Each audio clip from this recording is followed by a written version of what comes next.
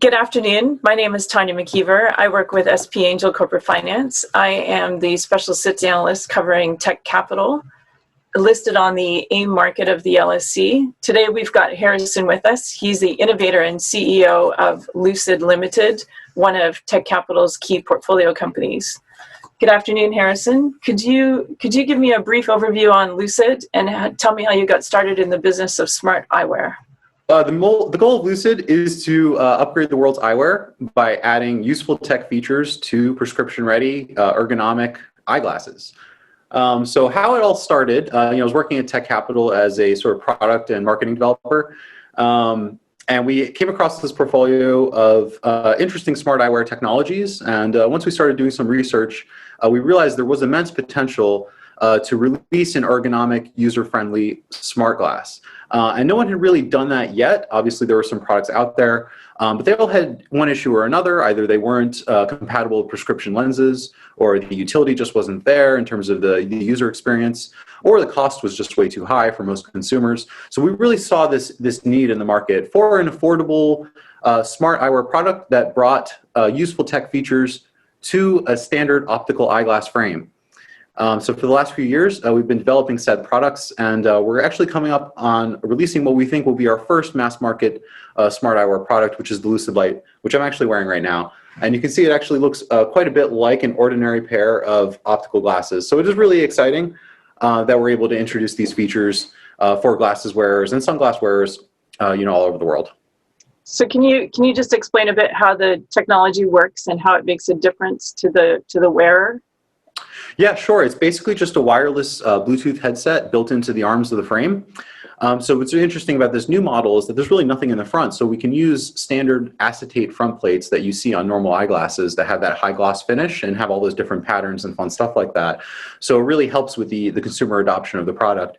But really the technology, it's just wireless Bluetooth receiver and transmitter here in both arms. So you can listen to music, you can talk on the phone, and you can actually call up Siri with a little button on the glasses.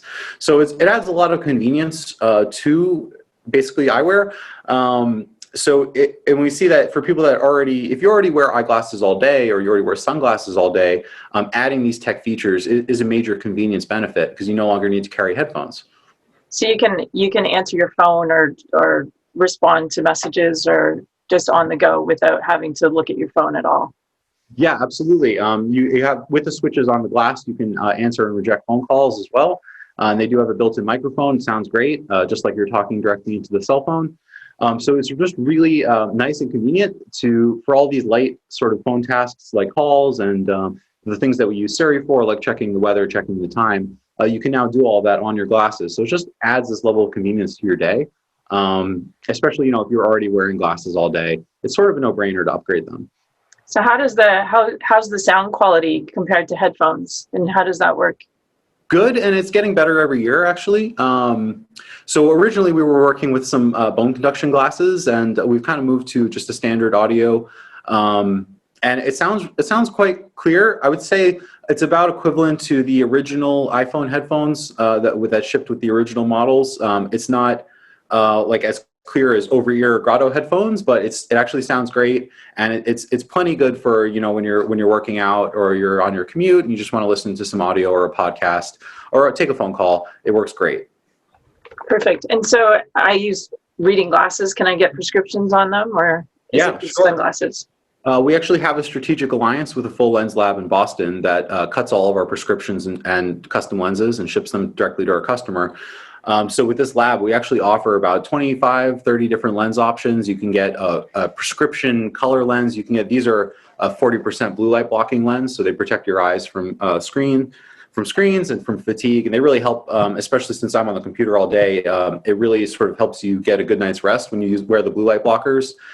Because there's this thing with blue light where it kind of tricks your brain into thinking that it's morning. So especially if you're on your devices late night, it really helps. So we offer this actually in a full range of prescriptions. We have progressive prescriptions. We can do really fun things like we can do a purple prescription lens and just interesting different things like that, and really give customers the optionality of customizing their glass almost to a T. And then who are your customers? Who's your target market, and where can they buy these smart glasses? So we've seen a couple customer profiles that continue to come up. One is sort of early adopters, people that love just new tech gadgets and they're always looking for the next thing to try. That's one group, I would say. Other group is people that are sort of eyewear aficionados or just people that wear glasses every day and have for years and years, and they're just looking for something interesting and new to try. We're also quite popular with the youth market, the youth sunglass market. And then, yeah, essentially, basically anyone that already wears glasses, it's the closest, they're the closest customer to us because they're already used to the glasses form factor and they're used to wearing them all day, every day. So we believe those are our sort of easiest targets, and that's who we advertise to the most is people that already wear glasses, and we try to entice them to upgrade their glasses. And you did mention a competitive price point. How is it that you can be competitive in pricing such a new novel technology? Well, we have great suppliers, both our lens supplier and our frame components suppliers. They managed to create a very affordable frame when we purchased in bulk, and we give up I would say a little bit of margin for a greater market share, which is something that a lot of early stage companies do. Amazon was notorious for doing that, not charging as much as they could to help accelerate the growth of the market share. So we think that having it be affordable and accessible to all is very important. And we've actually arrived at a product that looks and feels and functions like normal glasses and also costs the same as a normal pair of glasses that you would get. So they're $119 and we only charge $35 US to add a prescription. So it's actually quite affordable, and really it's going to be the same price as if you go into an optical store like a Lens Crafters and purchase a pair of glasses. It's going to be about the same price, but with the notable difference that you get all of that awesome Bluetooth tech in our glasses. Good stuff. And then this new Lucid Light product line, what's different about it? And I think you were also talking about launching a social media app called Verb. Yeah, sure. So Lucid Light is a major upgrade, mainly in terms of the form factor and the fit and finish compared to our previous product. So just in January, this is our previous product, Lucid Loud 2020, and you can see it's gotten much more streamlined and really looks more like a normal pair of glasses. So like when I wear the Loud 2020, you can see there's this big thick arm that kind of clues other people into the fact that it's smart eyewear. Whereas with the Light, if I didn't tell you, you wouldn't know that it's a smart eyewear product. So that difference in form factor is really major, because we really think that's going to help sort of de-risk the switch for a lot of customers that are used to traditional eyeglasses. So really that's the major improvement, is the further miniaturization of the technology in the arms. And also with this model, we're able to use the acetate front plates for the first time that I mentioned before, which really is going to let us do a wide range. And we're planning about 30, 40 styles to have out by next year in different shapes and sizes, so that we have really a full wall of Lucid Lights to suit every customer. And then getting into Verb, we're always looking into ways that we can expand the utility of the glasses, and we thought that accessing and posting to social media was a great way to do that. So basically the point of Verb is to enable you to have this voice-based pathway to your social media accounts. So you can, for example, post indirectly to Twitter through the glasses. So you can speak into your glasses, and then Verb will turn that into text and post it to Twitter, or post your voice itself to this native environment that we're developing for Verb, a native social environment that's based on human voice. So the idea is sort of bringing back human voice a little bit in this sort of void that's been left by public radio and other sort of voice-based content. If you notice, like all online social media is typically text and image based. So there's not a whole lot of verbal communication going on, and we really would like to bring that back because we think it's an important part of human expression. And we really see the glasses as a great avenue of doing that, because with Verb, you'll be able to just click your glasses and share a status update, or click your glasses and actually hear some of your incoming updates read out to you by the Verb application. So the idea is to make social voice accessible. And so that'll be available on the App Store in iOS and Android versions? Yeah, we're definitely releasing it for both platforms. It's looking like it's going to be Q1 for the beta, probably January or February. We've started development. We've hired a development team for that. And I've sketched out basically the full visual interface of the app.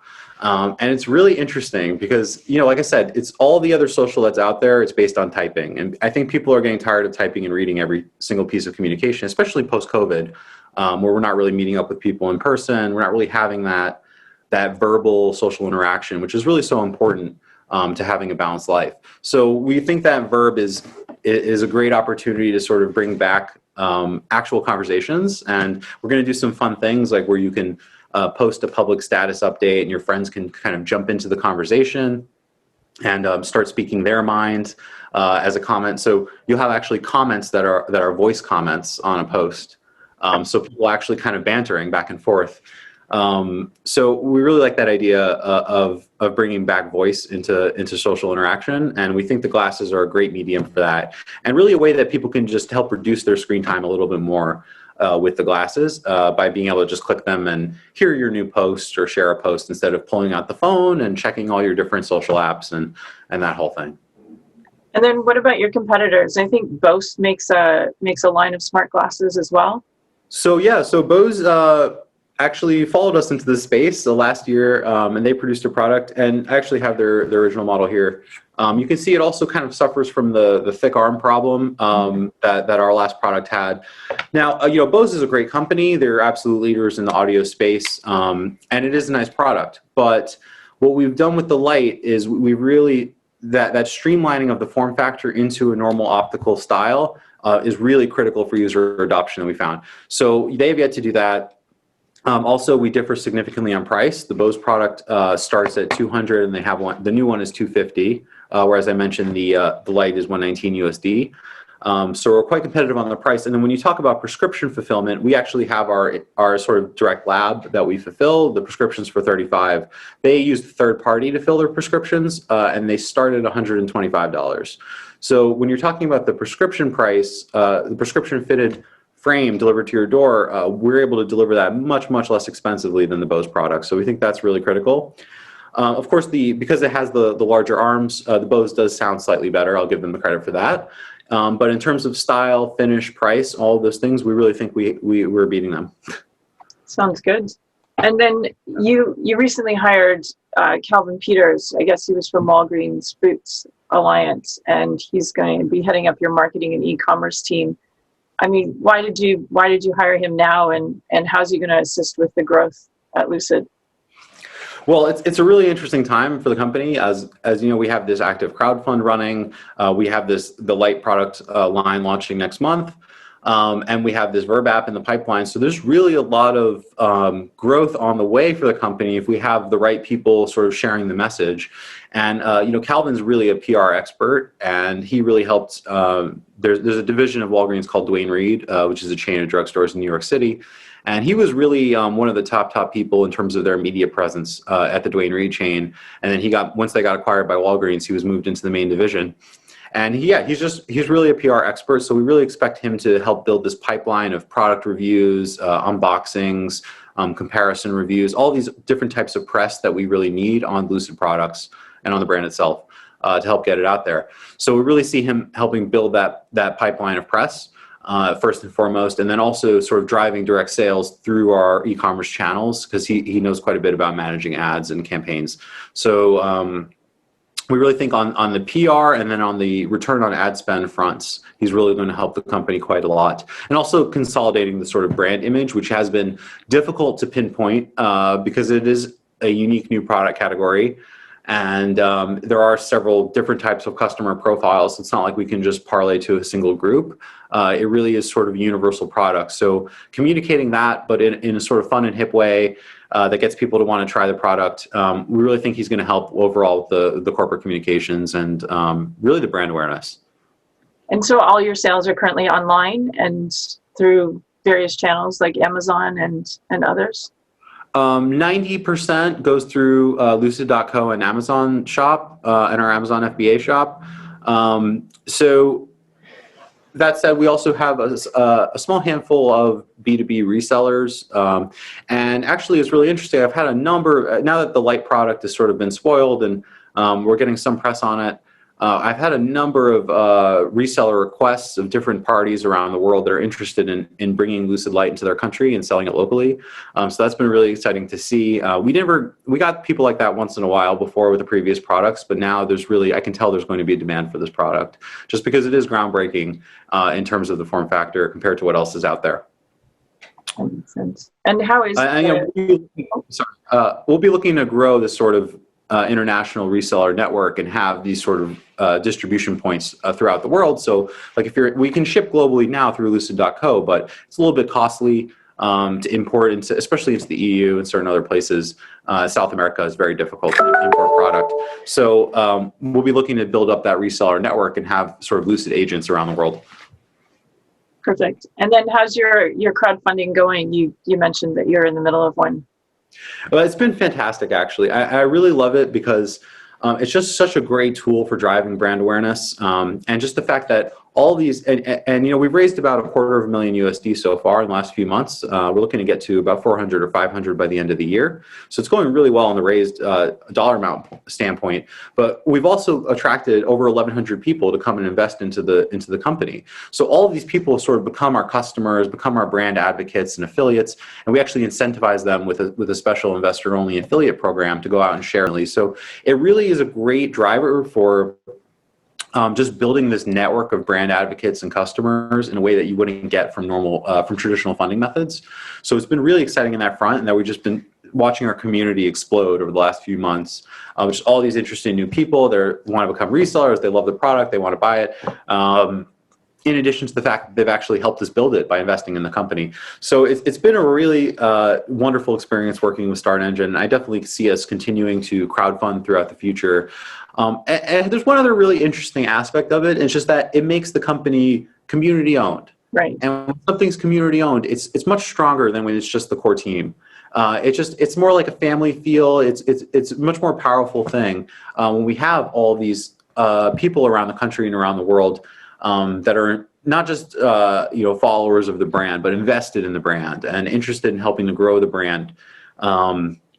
So it's been a wonderful experience, and I love that community aspect of it, because now we have this built-in audience that if we want to do focus grouping, or we want to do market surveys and different things like that, we can survey all of these likely smart eyewear buyers and see which frame is their favorite, which features would you like to see in the next Lucid glass, and we can survey all of that. So we get all this sort of built-in market data as part of that also. So it's really great.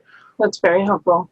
And so just one last question, if I may. What can we expect over the next year from Lucid with your new funds and your new investors in place? Well, hopefully you'll be seeing a lot more people wearing our glasses. That would be the number one thing that we're shooting for, because obviously everything else comes out of that. And it's just a great, fun product. And we've really de-risked it for people on multiple fronts. It looks and feels like normal glasses. It costs the same as normal glasses. We let everyone try our products for 7 days risk-free.